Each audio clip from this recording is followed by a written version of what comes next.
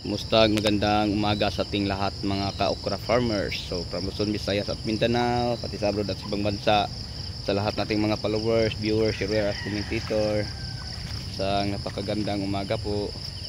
So ito na po pala ang ating update sa mga pananim.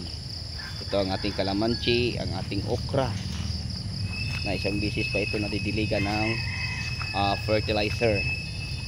Tapos ang ating ampalaya mga ka-farmers, no? Ayan,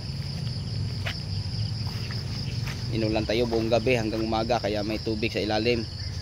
So yun po ang ating update. So ngayon magpipitas po tayo ng ating ampalaya mga ka-farmers, na ang variety nito ay Mestiza F1 at saka Galaxy Max F1. So dinibanda ang ating Galaxy, oh, marami ng mga pwedeng i-harvest.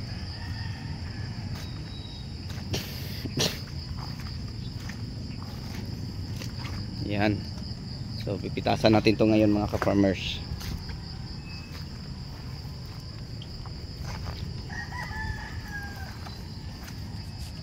So ikot-ikot lang muna tayo sa ating taniman.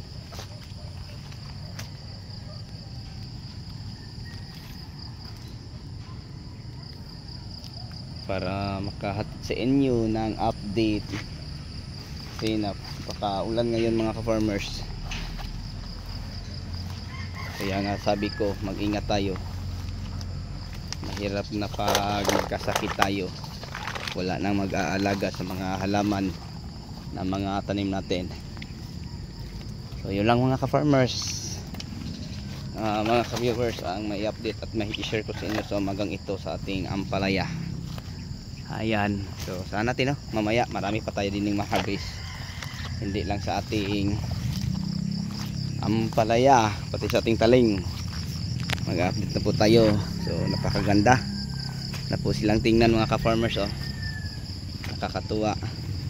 Sana wala nang bagyo kasi kawawa ang ating tanim pag mabagyo mga ka-farmers.